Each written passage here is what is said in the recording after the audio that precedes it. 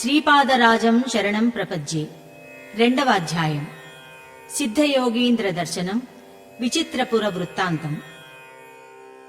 నేను మరుత్వమలైలో కలిగిన వింత అనుభవములను మనసులో మననం చేసుకుంటూ శ్రీపాద శ్రీవల్లభుల వారి దివ్యనామాన్ని స్మరిస్తూ ప్రయాణం చేయసాగాను. మార్గమధ్యంలో అనేక పుణ్యక్షేత్రాలు దర్శించాను.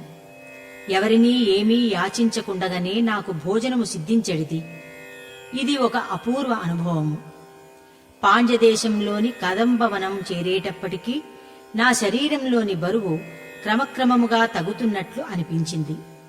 ఆ ప్రాంతంలో మహాప్రభావం కలిగిన శివలింగం ఉంది. ఈశ్వర దర్శనం అయిన తరువాత నా కాళ్లు బరువెక్కసాగాయి. నేను శివాలయంలోనే కొంతసేపు ఆగి తిరిగి ప్రయాణం చేయసాగాను. దగ్గరలో ఏదో ఆశ్రమం కనిపించింది. దానిలో శ్రీ సిద్ధేంద్ర యోగి అనే మహాత్ములున్నారు. వారి పాదపద్మములకు ప్రణమిల్లిన తదుపరి నా శరీరం దూదిపింజ కంటే కూడా తేలికైంది. నేను శరీరంలో ఉన్నాను అనే జ్ఞానం ఉంది. అయితే శరీరం యొక్క బరువు దాదాపు శూన్యం అనిపించింది. కరుణాంతరంగులైన ఆ మహాగురువులు ప్రేమతో నా శిరస్సును నిమిరి శ్రీపాద శ్రీవల్లభ దర్శన ప్రాప్తిరస్తు అని ఆశీర్వదించారు. శ్రీ యోగివరేణ్యులు ఈ విధంగా సెలవిచ్చారు. నాయనా, నీవు దర్శించిన శివలింగము మహామహిమాన్వితమైనది. పూర్వం దేవేంద్రుడు అనేక మంది రాక్షసులను జయించాడు. అయితే ఒక రాక్షసుడు తప్పించుకొని పారిపోయి తపస్సు చేయసాగాడు. తపస్సులో ఉన్న రాక్షసుని నిర్దాక్షిణ్యముగా ఇంద్రుడు చంపివేశాడు. ముని హత్యాపాతకము వలన దేవేంద్రుడు కళావిహీనమైపోయాడు. తన పాప ప్రక్షాళన కోసం అనేక పుణ్యస్థల సందర్శనం చేశాడు. పాండ్యదేశంలోని ఈ కదంబవనం నందలి శివలింగం మహాశక్తివంతమగుట వలన ఇంద్రుడు కదంబవనం చేరేసరికి అతనిలో నివసిస్తున్న పాపాల సమూహము అకస్మాత్తుగా తొలగిపోవడం ఆశ్చర్యాన్ని కలుగచేసింది. ఈ క్షేత్రములో ఏదో గొప్పదనమున్నదని నలుమూలలా పరిశీలించగా శివలింగం కనిపించింది. భక్తితో అతడు అర్చించి ఆ స్వయంభూ శివలింగానికి ఆలయం నిర్మించాడు. అది దేవేంద్ర ప్రతిష్ఠితమైన శివలింగం. సమస్త పాపహరం, సర్వమంగళప్రదం. విశేష పుణ్యవంతులైన వారికి మాత్రమే ఆ శివలింగ దర్శనం సాధ్యం. అయితే శ్రీ దత్తప్రభువుల భక్తులకు అయాచితముగా ప్రయత్నము లేకుండగానే పుణ్యపురుషుల సంగమము, పుణ్యస్థల సందర్శనము కలుగుచుండును. నేను తిరిగి శ్రీ సిద్ధయోగీంద్రుల పాదపద్మములకు ప్రణమిల్లితిని. శ్రీ యోగీంద్రులు నన్ను తిరిగి శివలింగ దర్శనమునకు పొమ్మనిది. నేను తిరిగి ఆ ప్రదేశమునకు వెళ్ళుసరికి అక్కడ బహుసుందరమైన శివాలయమున్నది. అది ఖచ్చితముగా నేను గతంలో దర్శించిన ఆలయము కానే కాదు. నేను అక్కడ విచారించగా అది శ్రీ మీనాక్షి సుందరేశ్వరుల ఆలయమని, నేను ఉన్నది మధురానగరమని తెలిసినది. నేను దేవతామూర్తుల దర్శనం చేసుకుని శ్రీ సిద్ధయోగేంద్రుల ఆశ్రమం వద్దకు వెళితిని. ఆ ప్రాంతమంతయును జనసమూహములతో నిండియున్న పట్టణ ప్రాంతములుగా కనిపించినది. ఎంత వెదికినను శ్రీ యోగేంద్రుల ఆశ్రమం కనిపించలేదు. నేను శ్రీపాద శ్రీవల్లభుల దివ్యనామస్మరణ చేయుచు నాకు తోచిన దిక్కుగా పోసాగితిని. సూర్యాస్తమయమాయను, చీకటి పడుచుండెను. నా వెనుక నుండి కాంతి ప్రసారము వచ్చుట గమనించి తిని. నేను తిరిగి వెనుకకు తిరుగునప్పటికీ 3 తలలు కలిగిన పెద్ద సర్పమొకటి వచ్చుచుండెను. 3 తలలకును 3 మణులున్నవి. ఆ మణుల నుండి కాంతి ప్రసారము జరుగుచుండెను. నేను భయ విహ్వలుడనైతిని. నేను ఆగిన ఎడలా ఆ దివ్యసర్పము కూడా ఆగుచుండెను. నా గుండెల లోతు నుండి అప్రయత్నముగా శ్రీపాదుల వారి దివ్యనామము వచ్చుచుండెను. అప్రయత్నముగానే నా నోటి నుండి శ్రీపాదుల వారి దివ్యనామము ఉచ్చరింపబడుచుండెను. నేను ఎట్టకేలకు శ్రీ సిద్ధయోగీంద్రుల ఆశ్రమము చేరితిని. ఆ దివ్యసర్పము, దాని కాంతి అదృశ్యమాయెను. శ్రీ సిద్ధయోగీంద్రులు నన్ను అత్యంత కరుణతో ఆదరించిరి. వేడివేడి వేయించిన శనగలను అరటి ఆకులో నాకు ప్రసాదముగా ఇచ్చిరి. నేను కడుపారా భుజించి తిని. నేను భోజనము చేయుచున్నను గుండెదడ తగ్గలేదు. శ్రీ సిద్ధయోగీంద్రులు ప్రేమతో నా కుడి రొమ్మును నిమిరిరి. తదుపరి ఎడమ రొమ్మును నిమిరిరి. ఆ తరువాత తమ దివ్య హస్తముతో నా శిరస్సును స్పృశించిరి. నేను గుండెదడ తగ్గుట గమనించి తిని. నా ఊపిరితిత్తుల నుండి ఏదో దుష్టవాయువులు బయల్వెడలుచున్నట్లు అనిపించినది. నా మనస్సునందు నిండియున్న చెడ్డ ఊహలు, దుష్ట సంకల్పములు బయటకు పోవుచున్నట్లు అనిపించింది. నా శరీరమునందంతటను ఉష్ణము హెచ్చి శరీరమంతయును మత్తులో నిండినట్లుండెను.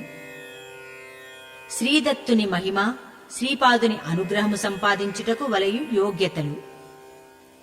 శ్రీ సిద్ధయోగీంద్రులు ఈ విధముగా సెలవిచ్చిరి. నీవు మొట్టమొదట దర్శించిన శివలింగము, తదుపరి దర్శించిన శ్రీ సుందరేశ్వరుడు వేరువేరు కాదు. నీకు ఈ రకమైన అనుభవం ప్రసాదించమని శ్రీ దత్తాత్రేయుల వారు ఆజ్ఞ కనుక ప్రసాదించడమైనది. కాలమును వెనుకకు తిప్పి దేవేంద్రుడు ప్రతిష్ఠించిన మూర్తిని, అప్పుడు ఉన్న యథార్థములైన పరిసరములను నీకు చూపించడమైనది. నీవు దర్శించు సృష్టిని సృష్టి అని భావించుటయే మాయ, అంతయును చైతన్య స్వరూపము. శ్రీదత్త ప్రభువుల సంకల్పము వలన భవిష్యత్తు వర్తమానముగా మారవచ్చును, వర్తమానము భూతకాలముగా మారవచ్చును, భూతకాలము వర్తమానముగా రూపుదిద్దుకొనవచ్చును. శ్రీ దత్త ప్రభువుల చైతన్యము నిత్య వర్తమానము. గతములో జరిగినది, ప్రస్తుతము జరుగుచున్నది, భవిష్యత్తులో జరగబోవున్నది అంతయును వారి సంకల్పముననుసరించి ఉండును. ఒక విషయము జరుగుటకు కాని, జరగకుండా ఉండుటకు కాని, వేరొక వినూత్న పద్ధతిలో జరుగుటకు కాని శ్రీ దత్తప్రభువు యొక్క సంకల్పమే ప్రధానము. ఏ మహాసంకల్పములో సృష్టి స్థితి లయములు జరుగుచున్నవో ఆ మహాసంకల్పము యొక్క స్వరూపమే శ్రీ దత్తాత్రేయులు. వారే ప్రస్తుతము శరీరధారి అయి శ్రీపాద శ్రీవల్లభులుగా ఈ భూమండలమున అవతరించిరి. శ్రీ పీఠికాపుర వాస్తవ్యులు వారిని సరిగా గుర్తించలేదు. గురుతత్వమును గ్రహించుటలో వారు విఫలులైరి. కురువపురమునందలి మత్స్యకారుల వంటి అల్పజ్ఞులు బ్రహ్మజ్ఞానమును పొందిరి. వారి కరుణను పొందుటకు మనలోని అహంకారము నశించవలెను, అన్ని రకముల మదములను క్షీణించవలెను. అప్పుడే వారి శక్తి, అనుగ్రహము, యథార్థస్థితి అవగతమగును. దేవేంద్ర ప్రతిష్ఠితమైన ఆ శివలింగమును ధనంజయుడను వ్యాపారి గమనించెను. అది ఆ రాజ్యమునేలు కులశేఖర పాండ్యులకు విన్నవించెను. శివాజ్ఞానుసారముగా కులశేఖర పాండ్యుడు దానిని అభివృద్ధిపరచి అక్కడ నగరముని నిర్మించి మధురానగరమని నామకరణం చేసెను. వాని కుమారుడైన మలయధ్వజ పాండ్యుడు సంతాన ప్రాప్తికై పుత్రకామేష్టి చేయగా ఆ యజ్ఞకుండము నుండి అయోనిజగా 3 ఏళ్ల పసిబాలిక ఆవిర్భవించెను. ఆమెయే మీనాక్షీదేవి. ఆమె సుందరేశ్వరుని వివాహమాడెను. శివ జటాజూటము నుండి ఆవిర్భవించిన వేగవతీ నది ఈ మధురానగరమును మరింత పవిత్రపరచుచున్నది. మహావిష్ణువు స్వయముగా కన్యాదానము చేసి మహావైభవోపేతముగా మీనాక్షి సుందరేశ్వరుల దివ్య కళ్యాణము జరిపించెను. నాయనా శంకరభట్టు, నీపై శ్రీవల్లభుల అపార కృపా విశేషముండుట చేతను ఇచ్చటకు రాగలిగితివి అని సెలవిచ్చెను. నేను నా యొక్క అదృష్ట విశేషమునకు ఆశ్చర్యపడుచు శ్రీవల్లభుల దివ్యశ్రీచరణములను వదలకూడదనియు, ఎప్పుడూ కురువపురమునకు చేరుదునా అనియు మనస్సులో తహతహను కలిగియుంటిని. శ్రీ సిద్ధయోగేంద్రులు ఈ విధముగా సెలవిచ్చిరి. నాయనా, సృష్టి ఎందలి ప్రతి వస్తువు నుండియో ప్రకంపనలు కలుగుచుండును. ఎంతో వైవిధ్యమున్న ఈ ప్రకంపనముల వలన ఇతర వస్తువులతో ఆకర్షణ, వికర్షణలు కలుగుచుండును. పుణ్యకర్మముల వలన పుణ్యరూపమైన ప్రకంపనలు స్థూల సూక్ష్మ కారణ శరీరములందు కలుగుచుండును. పాపకర్మముల వలన పాపరూపమైన ప్రకంపనలు కలుగుచుండును. పుణ్య విశేషముల వలన పుణ్యపురుషులతో సమాగమము, పుణ్యస్థలముల దర్శనము, పుణ్యకర్మములయందు అనురక్తి కలిగి పుణ్యము వృద్ధి చెందుచుండును. పుణ్యము వృద్ధి నొంది పాపము క్షీణించిన గాని శ్రీ దత్తప్రభువునందు నిశ్చల భక్తి కుదరదు. కాలకర్మ కారణవశమున రకరకములైన సంఘటనలు జరుగుచుండును. ధనంజయుడను ఆ వ్యాపారి ఇంద్ర ప్రతిష్ఠితమైన ఆ శివలింగమును గూర్చి వర్తమానమును కులశేఖర పాండ్యులకు తెలియజేయుట చేత మహాపుణ్యమును చెందెను. ఆ పుణ్య ప్రభావము వలన ఆంధ్రదేశమునందు బృహత్శిలానగరమునకు రాజైన కుసుమశ్రేష్ఠిగా జన్మించి సాక్షాత్తు జగన్మాతను బిడ్డగా పొందెను. నందీశ్వరుని అంశతో అంబిక యొక్క సోదరునిగా విరూపాక్షుడు కుసుమశ్రేష్ఠి దంపతులకు జన్మించెను. శ్రీ దత్తప్రభువులు తమలోని ఒక అంశను విరూపాక్షునిలో నిక్షిప్తపరచిరి. బృహత్ శిలానగరమందు జన్మించిన అంబిక గతములో తాను ఇచ్చిన వాగ్దానముననుసరించి వాసవిగా పేరు పొందెను. శ్రీ వాసవి కన్యకా పరమేశ్వరీదేవి సాక్షాత్తు అంబికయనియు త్రిమూర్త్యాత్మిక దత్తాత్రేయ స్వరూపులైన శ్రీపాద శ్రీవల్లభులు సాక్షాత్తు శ్రీమన్నారాయణుడనియో కేవలము జ్ఞానులు మాత్రమే తెలుసుకొనగలరు. శ్రావణ శుద్ధ పూర్ణిమా దినమున అంబిక శ్రీపాద శ్రీవల్లభులకు రక్షాబంధనము కావించును. ఇది దైవ రహస్యము. సామాన్య నరులకు తెలియచెప్పకూడనిది అయినను శ్రీవల్లభుల ఆజ్ఞ చొప్పున నీకు తెలియజేసి తిని. ఆ రోజున అంబిక యొక్క ఆలయములందు కాని దత్తక్షేత్రములందు కాని ఆ అర్చామూర్తులను ఎవరు దర్శించినను విశేష పుణ్యఫలములను పొందుదురు. శివకేశవులకు అభేదము. వారిని భేద దృష్టిలో ఎవరు చూచినను విశేష పాప ఫలితమును పొందెదరు. ఏకాదశి నాడు సమస్త విధములైన పాపములు అన్నమును ఆశ్రయించి యుండును. ఆ రోజున ఉపవసించి ద్వాదశి నాడు యోగ్యుడైన బ్రాహ్మణునకు అన్నము పెట్టిన మహాఫలము సిద్ధించును. అయితే ద్వాదశి నాడు అన్నదాత తను ఉపవసించి అన్నము పెట్టిన ఉత్తమ ఫలమును పొందును. పుణ్య సంపాదనతో పాటు అతని పాపము కూడా నశించును. ఏకాదశి నాడు ఉపవసించి ద్వాదశి నాడు యోగ్యుడైన బ్రాహ్మణునకు అన్నము పెట్టి తను కూడా భుజించిన మధ్యమ ఫలమును పొందును. అతనికి పుణ్యము లభించునే కాని పాపము నశించదు. ఏకాదశి నాడు ఉపవసించి ద్వాదశి నాడు సద్బ్రాహ్మణునకు అన్నము పెట్టక తను మాత్రమే భోజనము చేసిన అల్ప ఫలమును పొందును. అతనికి అల్ప పుణ్యము మాత్రమే లభించును, పాపము నశించదు. నా యొక్క పుణ్యఫల విశేషము ఏమని వర్ణించగలను? నేను శ్రీ సిద్ధయోగీంద్రులను ఈ విధముగా ప్రశ్నించి తిని, మహాప్రభు, శ్రీ అంబిక వాసవీ నామమును ఎందులకు ధరించవలసి వచ్చెను? ఎవరికి ఇచ్చిన వాగ్దానముననుసరించి ఈ విధముగా వాసవీ కన్యకా పరమేశ్వరీదేవి అయ్యెను? నా యందు కృప వహించి తెలుపవలసినదని ప్రార్థించి తిని. అందులకు శ్రీ సిద్ధయోగీంద్రులు మందహాసము చేసిరి. నాయనా, నీకు పవిత్రమైన జ్ఞాన సంబంధమైన వాక్కులను వినుటయందు మిక్కుటమైన ఆసక్తి కలదని గ్రహించి తిని. దైవ రహస్యములను జిజ్ఞాసువులకు, అర్హులకు, యోగ్యులైన వారలకు మాత్రమే చెప్పవలనని ఆంక్షయున్నది. అయోగ్యులకు, తర్క వితర్కములు చేయువారలకు, నాస్తికులకు చెప్పరాదు. దైవ రహస్యములను, దైవలీలలను నిందించుట పాపహేతువగును.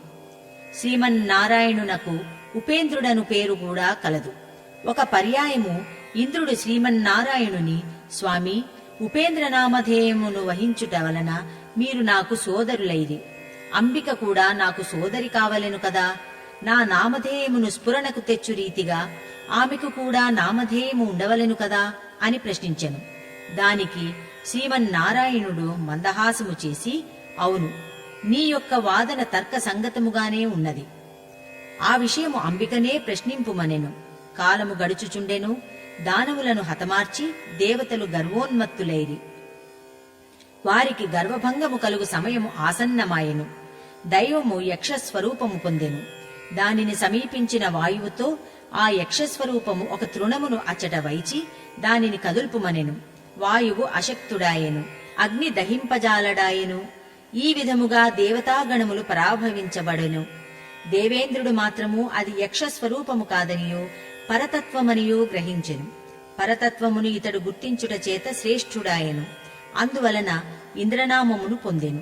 ఆ పరతత్వము అంబికారూపమును ధరించెను. ఇంద్రుడు అనేక విధములైన స్తోత్రములను చేసెను. అందులకు సంతసించిన అంబిక కలికాలమున బృహత్ శిలానగరమునందు అవతారమును ధరించదననియు వాసవి నామమును పురణకు తెచ్చు రీతి వాసవీ నామమున వ్యవహరించబడిదననియు వరమిచ్చెను. ఆ వర ప్రభావముననే ఆమె వాసవీ కన్యకా పరమేశ్వరిగా అవతరించెను. నాయనా, ప్రతి చిన్న ఘటనము కాలకర్మ కారణవశమున జరుగుచుండును. దైవలీలలు అనూహ్యములు, అచింత్యములు. శ్రీమన్నారాయణుడు శ్రీకృష్ణుడుగా దేవకీ వసుదేవులకు జన్మించుటకు ముందు అంబిక యోగమాయగా అవతరించినది. కంసుడు చంపబోగా ఆకాశమునందు దివ్య దేహాకృతిని ధరించినది. శ్రీకృష్ణావతారమునందు మేనమామల వాత్సల్య భక్తిని పొందని ప్రభువు శ్రీపాద శ్రీవల్లభావతారమున వాటిని పొందును. ఎవరైతే శ్రీవల్లభుని తమ బిడ్డగా భావించి ఆరాధించెదరో వారి గృహములందు శ్రీవల్లభుడు అదృశ్య రూపమున పసిబిడ్డవలే సంచరించుచుండును. ఎవరైతే శ్రీ వాసవి కన్యకా పరమేశ్వరీ దేవిని తమ బిడ్డగా భావించి వాత్సల్య భక్తితో ఆరాధించెదరో వారి ఇంట ఆమె దివ్య శిశువుగా అదృశ్య రూపముగా తిరుగాడుచుండును. పవిత్ర హృదయములైన సాధకులకు ఆమె కాలి అందియల గల్లు గల్లుమను శబ్దము సుశ్రావ్యముగా వినబడును. ఇది కలియుగమునందు పరమసత్యము, సందేహము వలదు. ఇక నీవు విశ్రమింపుము, సదా శ్రీపాద శ్రీవల్లభుల స్మరణను గావించుకొనుము. అనేక జన్మల నుండి కూడబెట్టుకున్న పాప సముదాయమంతయును భస్మీపటలము కావింపబడును అని ఆశీర్వదించెను. నేను కూడా అలసియుండుటచే గాఢముగా నిద్రపోయితిని. ఉదయం మేల్కొనగనే సంభ్రమాశ్చర్యములకు లోనైతిని. నేను ఒక ఎత్తైన గుట్ట మీద గల రావి చెట్టు మూలమున ఉంటిని. చుట్టుపక్కల జనసంచారము లేదు. రాత్రి అందు నేను శ్రీ సిద్ధయోగేంద్రుల ఆశ్రమంలో ఉన్నదంతైనూ భ్రమమాత్రమేనా అని మనసును సందేహం పొడగట్టెను. శ్రీ సిద్ధయోగేంద్రుల మాయావియా, దక్షుడా, మాంత్రికుడా అని అనుమానములు కలుగసాగెను. శ్రీ సిద్ధయోగీంద్రులు శ్రీ దత్తప్రభువు గురించి చెప్పిన వాక్కులు నా కన్నపుటములందు మారుమ్రోగసాగెను. నన్ను ఇటువంటి సంకట పరిస్థితిలో ఉంచినందుకు శ్రీపాద శ్రీవల్లభులకు ఏమి ప్రయోజనము అని కూడా తలచితిని. మనస్సులో రకరకముల సంకల్ప వికల్పములు కలుగుచుండెను. నా మూటాముల్లే సర్దుకుని తిరిగి ప్రయాణము సాగించి తిని. ఉదయము నుండి మధ్యాహ్నము వరకు ప్రయాణము సాగినది. అచ్చట చిన్న చిన్న ఇండ్లు గల పల్లెను చూచి తిని. నాకు ఆకలి బాధ ఎక్కువవసాగెను. నేను బ్రాహ్మణుడను. బ్రాహ్మణుల ఇంట దప్ప వేరొక చోట భుజింపజాలను.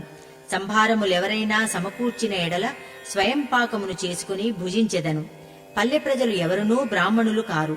వారి పల్లెలో బ్రాహ్మణులెవరైనా ఉన్నారేమో అని సందేహము కలిగి ఆ పల్లె ప్రజలను ప్రశ్నించితిని. వారిలో ఒక పెద్ద, అయ్యా, మేము కొండజాతి ప్రజలము. నేను ఈ గూడెమునకు పెద్దను. మా పల్లెలో బ్రాహ్మణులు ఎవరునూ లేరు. మీకు అభ్యంతరము లేని ఎడల మా నుండి పండ్లు, పుట్టతేనె స్వీకరించవలసినదని చెప్పెను. మార్గమధ్యే శూద్ర వదాంచరేత్ అని ఉన్నది గనుక మార్గమధ్యమును ఎవరేమి పెట్టినను తప్పు కాదని తలచితిని. వారు కొండకోనలలోనే లభ్యమగు పండ్లు, పుట్టతేనె తెచ్చి నా ఎదుట పెట్టిరి. నేను తినబోవునంతలో ఎక్కడి నుండియో ఒక కాకి వచ్చి నా తలపై పొడవసాగెను. దానిని తోలివేయుటకు నేను ప్రయత్నించి విఫలుడనైతిని. ఇంతలో మరికొన్ని కాకులు వచ్చి నా శరీరమును తమ ఇష్టం వచ్చిన చోట్ల పొడవసాగినవి. నేను భయ విహ్వలుడనై పరిగెత్తసాగితిని. అవి నన్ను వెంబడించుచునేయుండినవి. ఆ పల్లె ప్రజలలో ఎవరూ నాకు సహాయము చేయువారు లేకపోయిరి. నాతో గతములో మాట్లాడిన పల్లె పెద్ద ఇట్లనెను, ఆహా, ఏమి విడ్డూరము! మా ప్రాంతమునందలి కాకులు ఎవరికినీ హాని చేయవు. నీకు హాని చేయుటకు ఇంత ఉగ్రరూపమున ఉన్నందులకు మాకెంతో ఆశ్చర్యముగా ఉన్నది. నీవు ఎవరైనా సిద్ధపురుషుని నిందించుటయో అవమానించుటయో చేసియున్నావు. వారి శాప ఫలితముగా ఇటువంటి శిక్షను పొందుచున్నావు. మేము అడ్డుకొన్న ఎడల ఋషీశ్వరుల ఆగ్రహమునకు గురి కావలసి వచ్చును. అందుచేత దైవలీలల ఘటనాక్రమమును మార్చుటకు ప్రయత్నించము, అన్యథా భావించవలదు అని మిన్నకుండెను. నాకు సమకూర్చబడిన పండ్లు, పుట్టతేనె నేను స్వీకరించలేకపోతిని. నా శరీరమంతయును రక్తసిక్తమయ్యెను. నేను పరుగు పెట్టుచున్నను కాకులు నన్ను వెంటాడి మరీ హింసించినవి. నా దుర్దశకు ఎంతగానో చింతించి తిని. నేను శ్రీ సిద్ధయోగీంద్రులను శంకించునందులకు వారు నన్ను శపించిరా. శ్రీపాదవల్లభుల దర్శన ప్రాప్తి కలుగునని వారు ఆశీర్వదించితిరి కదా. గత జన్మములలోని పాపములన్నీను క్షీణించిన గాని శ్రీ దత్తప్రభు దర్శనము కాదు. నేను ఎన్ని పాపకర్మలను మూటగట్టుకుని వచ్చి తినో కదా. ఇవి అన్నియును నశింపవలెనన్న ఇటువంటి శిక్షలు ఎన్ని అనుభవించవలసి వచ్చునో కదా. ఆహా, శ్రీవల్లభుల దర్శన ప్రాప్తి కలుగునన్న ఆశీర్వాదములో ఇన్ని సంకటములు, ఉపద్రవములు ఇమిడి ఉన్నవా? హా దైవమా, నన్నింకనూ ఎన్ని శిక్షలకు గురిచేయదలిచితివో కదా. నన్ను కాపాడువారెవ్వరు? శ్రీపాద శ్రీవల్లభ శరణు శరణు అని తలచుచూ నెమ్మదిగా అడుగులు వేసుకొనుచూ ఒక మేడి చెట్టు మొదలుకు చేరుకొంటిని. శ్రీదత్తప్రభువుల నివాస స్థానమైన ఈ మేడి చెట్టు నన్ను రక్షించునని తలచితిని. కాని శ్రీ దత్తలీల దానికి విరుద్ధముగా ఉన్నది. నా శరీరము నుండి ఇది వరకెన్నడునూ లేని ఒకానొక వాసన బయలువెడలుచుండెను. ఈ వాసన చేత ఆకర్షించబడియో లేక విధి వైపరీత్యమో నాకు తెలియదు కాని పెద్ద పెద్ద విషసర్పములు ఒకదాని తరువాత ఒకటి నా వద్దకు పరుగు పరుగున వచ్చి నన్ను కరచి వెళ్లిపోవుచుండెను. ఇది వరకు కాకుల వలన బాధలను పొంది తిని ఇప్పుడు విషసర్పములు కరచుట వలన శరీరము విషపూరితమగుచుండెను. నోటి నుండి నురుగులు వచ్చుచుండెను. గుండెయందు బలము తగ్గుచుండెను. ఏ క్షణములోనైనను నేను మరణించుట ఖాయమని తలంచి తిని. సాయంకాలమగుచుండెను. రజకులు కొందరు ఆ మార్గమున వెళ్ళుచుండిరి. బట్టలను ఉతికి ఆరవేచి ఆరిన బట్టలను మూటలుగా కట్టి గాడిదల మీద పెట్టుకుని వెళ్ళుచుండిరి. వారు నా దురవస్థను గమనించి నేను బ్రాహ్మణుడను కనుక ముట్టుకొనవచ్చునా లేదా అని కొంతసేపు తటపటాయించిరి. ఆలస్యము చేసిన ఎడల ప్రాణములకు ముప్పు రావచ్చును కనుక ప్రాణములను కాపాడుటే ముఖ్య కర్తవ్యమని భావించి ఒక గార్ధభముపై నన్ను కూర్చుండబెట్టుకుని వారి గ్రామమునకు తీసుకొనిపోయిరి. నాకు ఈ రోజంతయును చాలా విషమ సంఘటనలు జరుగుచుండెను. నన్ను ఆ రజకులు చర్మకారులు నివసించు ప్రాంతమునకు తీసుకొనిపోయిరి. ఆ చర్మకారులలో ఒకనికి విష సంబంధ వైద్యము తెలిసి ఉండెను.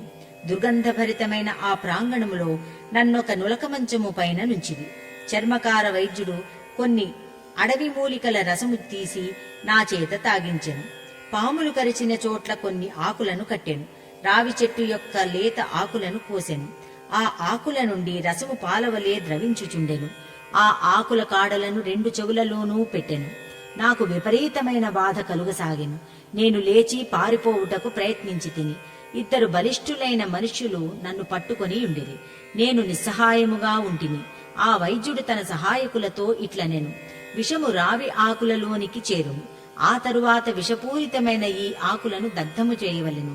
విషము రావి ఆకులలోనికి ఎంత ఎక్కుచున్నా ఇతడు అంత గట్టిగా రోదించును. ఇతనిని గట్టిగా పట్టుకొనుడు. కొంతసేపటికి విషము విరిగినది. నేను స్వస్థుడనైనాను. ఆ రాత్రి అంతయును నేను చర్మకారుని ఇంటిలోననే ఉంటిని. చర్మకారుడు రాత్రి సంకీర్తనము చేయుచుండెను. దత్త దిగంబర దత్త దిగంబర శ్రీపాదవల్లభ దత్త దిగంబర అని సంకీర్తనము చేయుచుండెను.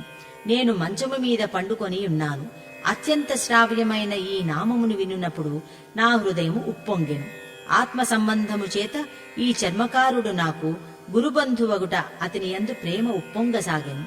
మరుక్షణములోనే నేను ఉత్తమ కులమైన బ్రాహ్మణ వంశమందు జన్మించిన వాడిననియో అతడు అంత్యకులజుడైన చర్మకారుడనియో బాధ కలుగజొచ్చెను. శంకరభట్టుకు చర్మకారుని ఉపదేశము. సంకీర్తనానంతరము అతడు నా వద్దకు చేరెను. అతని కన్నులలో కరుణారసము పొంగి పొరలుచుండెను. అతని నేత్రద్వయము ఆత్మానుభూతిని సూచించున్నట్లుండెను. ఇతడు యోగి కాని కాడు కదా అని మనమున సందేహము పొడసూపెను. అతడు నా వైపు చూచి ఇటుల చెప్పసాగెను, అయ్యా, నా పేరు వల్లభదాసు. నేను చర్మకారుడనే అంత్యజుడనే సందేహము లేదు. అయితే నేను మీకు కొన్ని సంగతులను చెప్పదలిచినాను. మీరు శ్రీపాద శ్రీవల్లభ దర్శనమునకు వెళ్ళుచున్నారని నాకు తెలియను. మీరు కాకుల చేతను సర్పముల చేతను ఎందులకు బాధపడినారో కూడా తెలియను. మీ పేరు శంకరభట్టు అని కూడా తెలియను అనెను. నేను దిగ్భ్రాంతికి లోనైతిని. బహుశా ఇతడు కొంత జ్యోతిష విద్యలో పరిశ్రమ చేసి పాండిత్యమును సంపాదించెననుకొంటిని. వెంటనే వల్లభదాసు ఇట్లనెను, అయ్యా, నేను జ్యోతిష్యుడను కూడా కాను. శ్రీ పీఠికాపురము పాండిత్య ప్రకర్ష కలిగిన వారికి పుట్టినిల్లు. సాక్షాత్తు సాంగ వేదార్థ సామ్రాట్టు అని పేరు పొందిన పండిత మల్లాది బాపన్నావధానులు గారు నివసించిన పుణ్యభూమి. వేదములు ఏ పరతత్వమును గురించి వర్ణించినప్పుడు నేతి నేతి అని అలసిపోయినవో ఆ పరతత్వమే శ్రీపాద శ్రీవల్లభులుగా జన్మించిన పుణ్యభూమియే శ్రీ పీఠికాపురము. శుష్క వేదాంతము, అర్థములేని తర్క వితర్కములు శ్రీపాద శ్రీవల్లభుల అనుగ్రహమును పొందించజాలవు. శ్రీవల్లభుల కరుణ పొందుటకు పాండిత్య ప్రకర్షల ఆవశ్యకతయే లేదు. పైగా పాండిత్య జనిత అహంకారము వలన వారి నుండి మనము ఎంతో దూరముగా విసిరివేయబడుదుము. నిన్ను పొడిచిన కాకులు గత జన్మములో పీఠికాపురములో నివసించిన మహామహా పండితులు. వారు శ్రీవల్లభుల దివ్యతత్వమును గుర్తించలేక, వారిని దత్తప్రభువుగా గమనించలేక జీవితమంతయును వ్యర్థము కావించుకొనిది. వీరు వేదమును తలక్రిందుగా వప్పజెప్పగలరు, కాని ఫలితమేమి? క్రమము, ఘన, జట, స్వాధ్యాయులు అను మాటలను పలుకుచూ వారు తమ అహంకారమును ప్రదర్శించుకొనిది. వారు చనిపోయిన తరువాత స్వర్గలోకమునకు పోయిరి. ఇంద్రుడు వారిని ఎంతగానో కొనియాడెను. ఆహా, మీరు క్రమాంతలు, మీరు ఘనాపాటి, మీరు జటి, ఓహో మీరు తర్క ప్రవీణులు. ఎంతటి భాగ్యము, ఎంతటి భాగ్యము! ఎన్ని వందల మార్లు, ఎన్ని వేల మార్లు వేదమును వల్లెవేసియుండిరి. ఎంత పుణ్యము, ఎంత పుణ్యము! ఆ పుణ్య విశేషము చేతనే మీరు ఇంద్రలోకమునకు రాగలిగితిరి అని పొగడ్తలతో ముంచెత్తను. ఇంద్రలోకమందలి సమస్తములైన వారు వీరిని ఎంతగానో పొగిడిరి. అయితే వీరికి ఆకలిచే నకనకలాడెను. స్వర్గమున అమృతము లభించును, దాని వలన ఆకలి దప్పులు ఉండవు అని వీరు వినియుండిరి. వీరి బాధను ఎవరూ పట్టించుకొనకపోవుటచే దేవేంద్రుడినే స్వయముగా అడిగిరి. దానికి ఇంద్రుడు ఇట్లు సమాధానము చెప్పెను. వేదము ప్రభువు యొక్క ఉచ్ఛ్వాస నిశ్వాస రూపము. ప్రభువు అనంతుడు, మరణరహితుడు. అందుచేత వేదములు కూడా అనంతములైనవి. సర్వధర్మములకును మూలము వేదములే. వేద పఠనము వలన మీరు ప్రభువును స్తుతించిరి. దానికి ప్రతిఫలముగా దేవతలమైన మేము మిమ్ములను ఎంతగానో స్తుతించుచున్నాము. లేకపోయినా ఇంద్రునంతటి వాని నుండి స్తుతింపబడుట సాధ్యమా? మీకు భోజనము కావలెనన్న మీరు ఇతరులకు భోజనము పెట్టి ఉండవలెను. ఒక గింజను మీరు దానము చేసిన దేవతలమైన మేము దానిని 1000 గింజలుగా చేసి ప్రతిఫలముగా మీకు ఇవ్వగలము. అసలు మీరు దానమే చేయనప్పుడు మేమేమి చేయగలము? మీరు వేదోచ్చారణ చేసినందువలన అనంత ఫలము కలిగినది. మీరు ఇంద్రలోకమున్నంత వరకును స్వేచ్ఛగా ఇందుండవచ్చును. ఆ తదుపరి మరొక లోకమునకు పోవచ్చును. ఈ రకముగా అనంతకాలము దాకా మీరు స్వేచ్ఛగా ఉండవచ్చును. ఇంద్రుని యొక్క ఈ వచనములు విని వారు సంకట పరిస్థితికి లోనైరి. ఆకలి దప్పికలతో నిరాహారముగా అనంతకాలము జీవించియుండుట దుర్భరమైన శిక్షయని వారికి తోచినది. ఇంద్రుడు ఇట్లు పలికెను. మీరు పవిత్రమైన పాదగయా క్షేత్రమునందు నివసించియున్న పితృదేవతలకు పిండోదకములు ఇచ్చునప్పుడును ఆబ్ధీకములు పెట్టునప్పుడును శ్రద్ధారహితముగా చేసిరి. శ్రాద్ధకర్మలకు ఎంత ధనము ఖర్చైనది, ఎంతటి రుచికరములైన ఆహార పదార్థములను భుజించుచుంటిమి అను ధ్యాసలోనే ఉండిరి. అంతేగాని శ్రాద్ధకర్మలను చేయునప్పుడు ఉండవలసిన శ్రద్ధాభక్తులు లోపించినవి. దానితో వారికి ఉత్తమగతులు ప్రాప్తించలేదు. మీ వారసులు కూడా ఇదే విధముగా చేయుచుండిరి. మా తల్లిదండ్రులు దీర్ఘకాలము జీవించిరి. ఆహా, ఎంత ఆహారము వృధాగా ఖర్చైనది! వారి వైద్య సదుపాయములకు ఎంత ధనము దుర్వ్యయమైనది అని చింతించు సంతానమును కలిగియుండిరి. సాక్షాత్తు శ్రీమన్నారాయణుడు శ్రీపాద శ్రీవల్లభ రూపమున మీ మధ్యనే అవతరించి తరుణోపాయమును చూపుచుండగా దుర్భాషలాడిరి. వ్యర్థ తర్క వితర్కములు చేసిరి. భగవానునికి చెప్పబడిన అన్ని రకములైన శుభలక్షణములు, సర్వాంతర్యామిత్వము, సర్వజ్ఞత్వము, సర్వశక్తిత్వము వంటి అవతార లక్షణములను స్పష్టముగా కనిపించుచుండగా శ్రీపాద శ్రీవల్లభులను దత్తావతారముగా గుర్తించలేని అంధులైరి. శ్రీపాద శ్రీవల్లభుల పవిత్ర నామోచ్చారణ చేత పవిత్రమైన శరీరము గల వ్యక్తి యొక్క రక్తమును పానము చేసిన తదుపరి ఉత్తమగతులు కలుగునట్లును, అంతదనుక పితృదేవతారూపమైన వాయస రూపములో ఉండునట్లును నిర్ణయింపబడినది. అయ్యా, ఆ కారణము చేత వారు కాకులుగా జన్మించి పూర్వ పుణ్యవశమున మీ శరీరమునందలి రుధిరపానము చేసి సద్గతిని పొందిరి. నా ఎదురుగా ఉన్న వల్లభదాసు సామాన్య వ్యక్తి కాదనియో, శ్రీపాదవల్లభుల కరుణ ఇతని మీద సంపూర్ణముగా కలదనియో గుర్తించి తిని శ్రీ వల్లభదాసు ఇట్లు పలికెను. అయ్యా, మీ శరీరము నుండి వచ్చు వాసన చేత ఆకర్షింపబడిన సర్పములు నిన్ను కాటువేయుట చేత సద్గతిని పొందినవి. అయ్యా వల్లభదాసు మహాశయ, ఆ సంఘటన ఎందులకు జరగవలసి వచ్చినది? ఈ రకముగా నా శరీరము కాకులకును సర్పములకును ఇతరమైన జీవజంతువులకును ఆహారముగా వినియోగింపబడినట్లయినా నాకు చాలా సంకటముగా ఉండును. ఎప్పుడు ఏ ప్రాణి నా మీద దాడి చేయునో అని చాలా భయముగా ఉన్నది అని అంటిని. అందుకు వల్లభదాసు, అయ్యా, ఇదంతయును శ్రీవల్లభుల వారి వినోదభరితమైన లీల. అటువంటి భయమును చెందవలదు. ఇక మీదట ఇటువంటి ఉపద్రవములు జరుగవు. నీ పితృదేవతలలోని కొందరు శ్మశాన కాళికా సాధన చేసియుండిరి. ఆ సాధన ఫలితముగా అనిష్టులైన వారిని ఎందరనో వారు తమ మంత్రప్రభావము చేత చంపియుండిరి.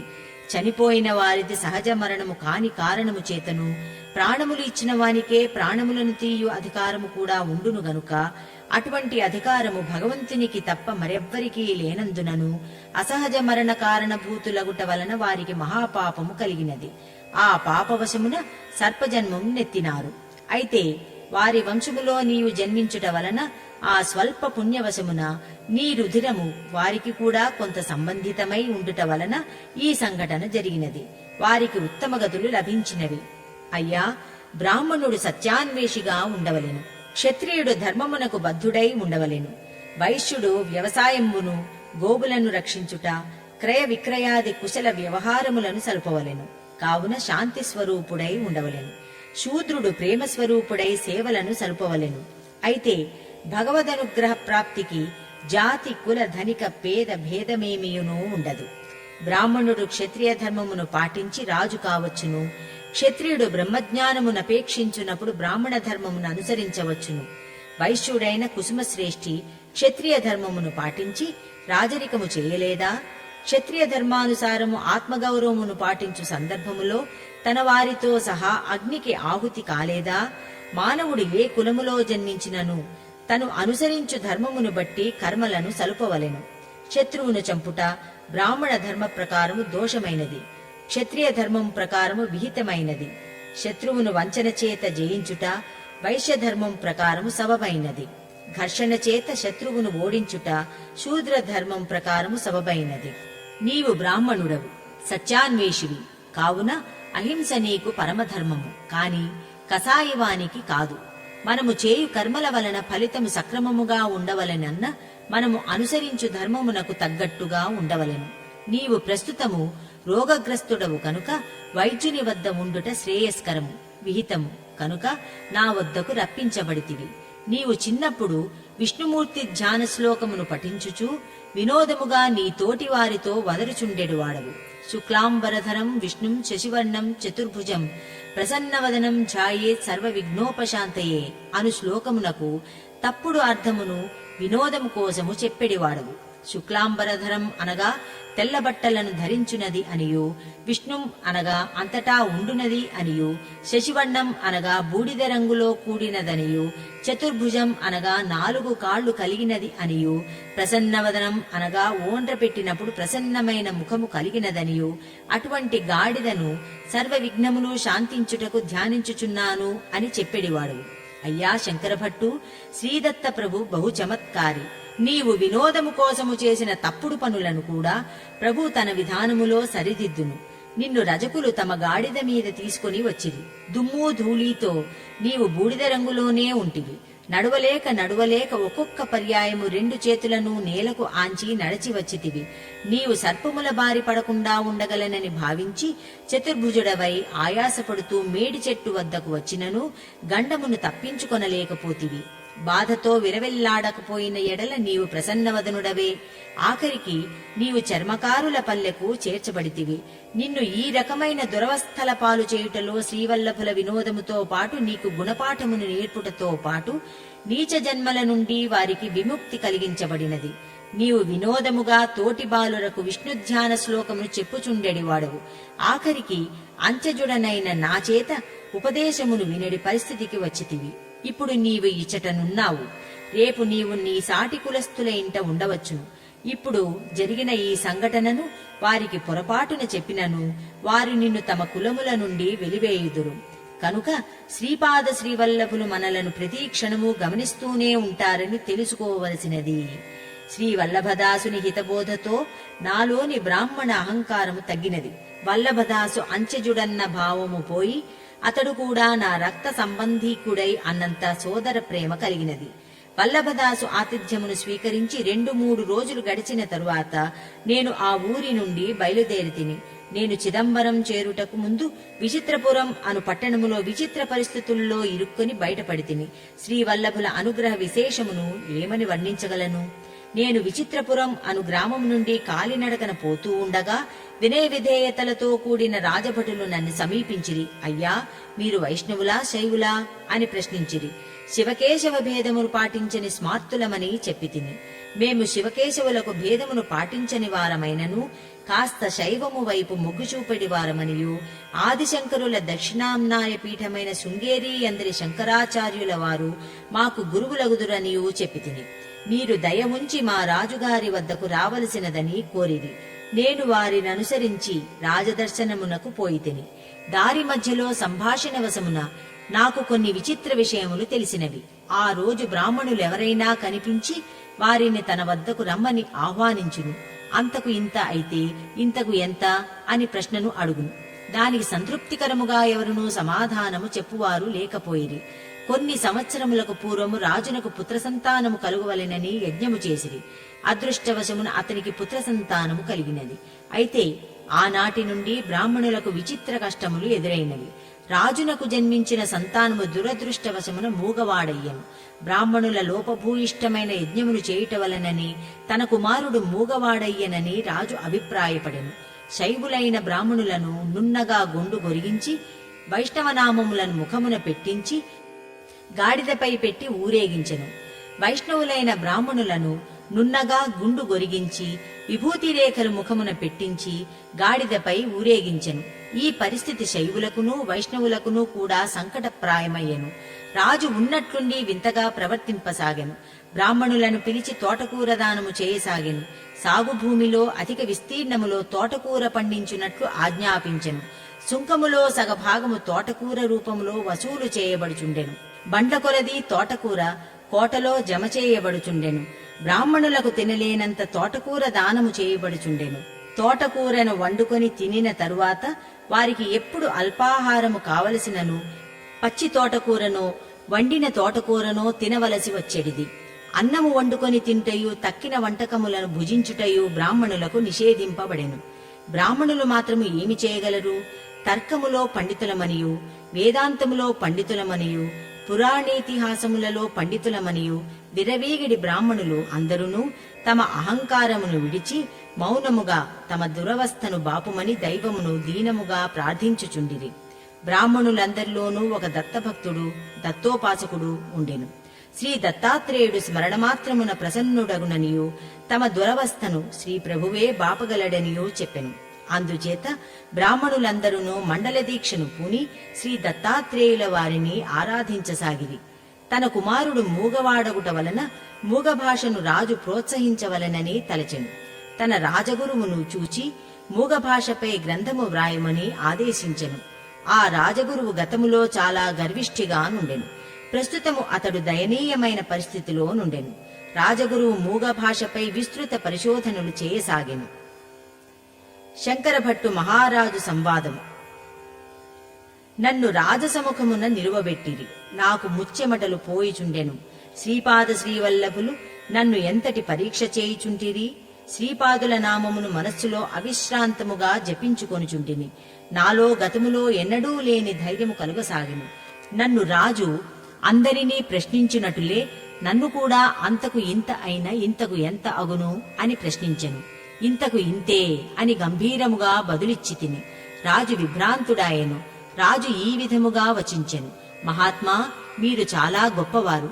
మీ దర్శన భాగ్యము చేత నేను ధన్యుడనైతిని. నాకు ఈ మధ్యనే పూర్వజన్మ జ్ఞానము మేల్కొనినది. నేను గత జన్మలో బహుబీదవాడినైన బ్రాహ్మణుడను. నా ఇంటిలో తోటకూరను పెంచుచుంటిని. అడిగిన వారికి లేదనకుండా తోటకూరను దానము చేసేడివాడను. తోటకూర దానము పొందిన బ్రాహ్మణులు నాకంటే ధనికులు, అన్నపానములు లోటు లేనివారు. వారు నా నుండి దానమును పొందుటయే కాని నాకు ఏనాడూ సహకరించలేదు, దయచూపలేదు. ఆబ్ధీకములకు గాని వివాహములకు గాని నన్ను వారి తరపున పంపినప్పుడు విశేషముగా దక్షిణలు సంభావనలు వచ్చడివి. 100 వంతులలో 1 వంతు మాత్రమే నాకిచ్చి 99 వంతులు వారే స్వీకరించెడివారు. శ్రమ నాది, ఫలితం వారిది అన్నట్లుగా ఉండేడిది. పైగా నా ఇంటి నుండి తోటకూరను ఉచితముగా పొందడివారు.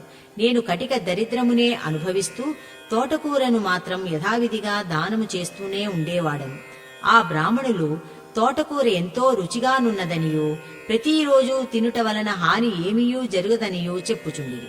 కాలచక్రము గిర్రున తిరిగినది.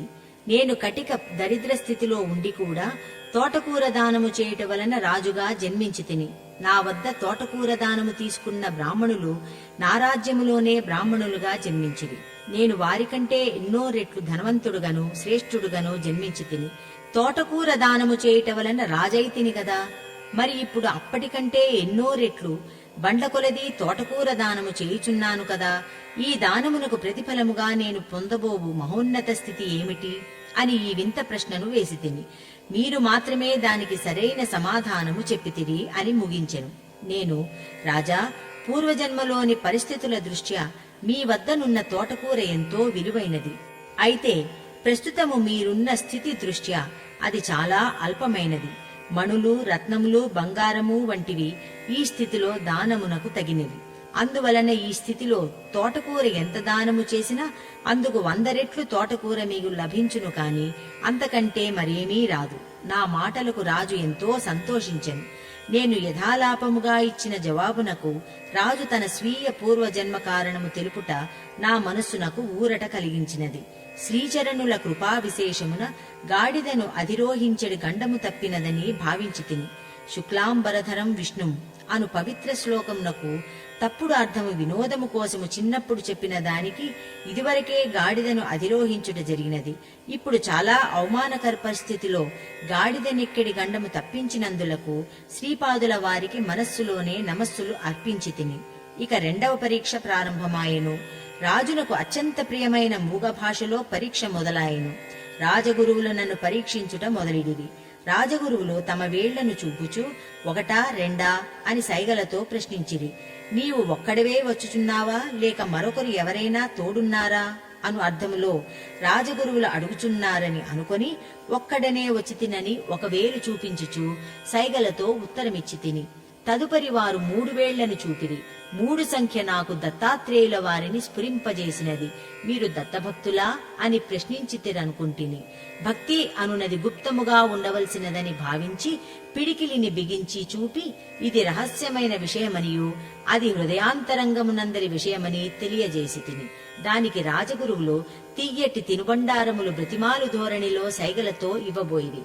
నేను అది వలదని వారించుచు నా వద్దనున్న అటుకుల మూటను చూపి అందుండి కొన్ని అటుకులను తీసి వారికిచ్చి తిని.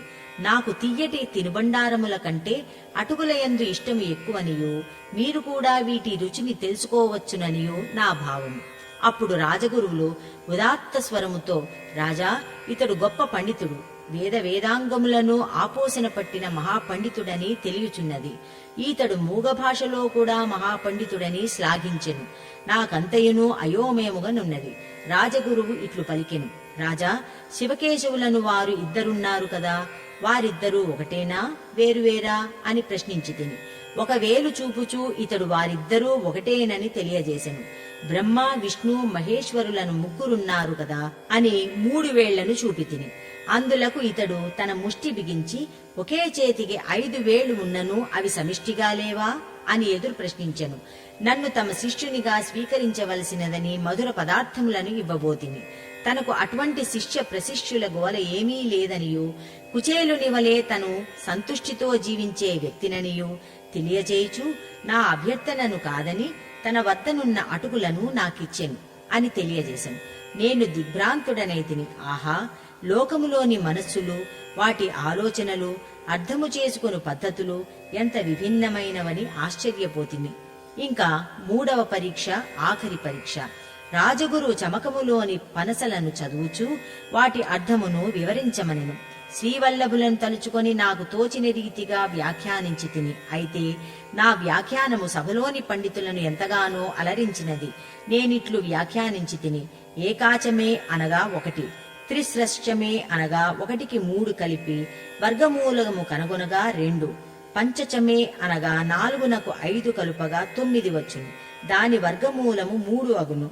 సప్తచమే అనగా ఇందాక వచ్చిన 9కి 7 కలుపగా 16 వచ్చును. దాని వర్గమూలము 4. నవచమే అనగా ఇందాక వచ్చిన 16కు 9 కలుపగా 25 వచ్చును. దాని వర్గమూలము 5. ఏకాదశచమే అనగా ఇందాక వచ్చిన 25నకు 11 కలుపగా వచ్చిన 36నకు వర్గమూలము 6. త్రయోదశచమే అనగా 36నకు 13 కలిపి వర్గమూలము కనుగొన్న 7 వచ్చును. పంచదశచమే అనగా 49కి 15 కలిపిన 64 వచ్చును. దాని వర్గమూలము 8. సప్తదశచమే అనగా 64నకు 17 కలిపిన 81 వచ్చును. దాని వర్గమూలము 9. నవదశచమే అనగా 81కి 19 కలుపగా 100 వచ్చును. దాని వర్గమూలము 10. ఏకవింశతిశ్చమే అనగా 100కు 21 కలుపగా 121 వచ్చును. దాని వర్గమూలము 11. త్రయోలింశతిశ్చమే అనగా 121కి 23 కలుపగా 144 వచ్చును. దాని వర్గమూలం 12. పంచవింశతిశ్చమే అనగా 144కి 25 కలపగా 169 వచ్చును. దాని వర్గమూలము 13. సప్తవింశతిశ్చమే అనగా 169కి 27 కలుపగా 196 వచ్చును. దాని వర్గమూలము 14. నవవింశతిశ్చమే అనగా 196కి 29 కలుపగా 225 వచ్చును. దాని వర్గమూలము 15. ఏకత్రింశతిశ్చతు అనగా 225కి 31 కలుపగా 256 వచ్చును. దాని వర్గమూలం 16. త్రయోవింశతిశ్చమే అనగా 256కి 33 కలుపగా 289 వచ్చును. దాని వర్గమూలం 17. పంచవింశతిశ్చమే అనగా 289కి 35 కలుపగా 324 వచ్చును. దాని వర్గమూలము 18. సప్తత్రింశతిశ్చమే అనగా 324కి 37 కలుపగా 361 వచ్చును. దానికి వర్గమూలము 19.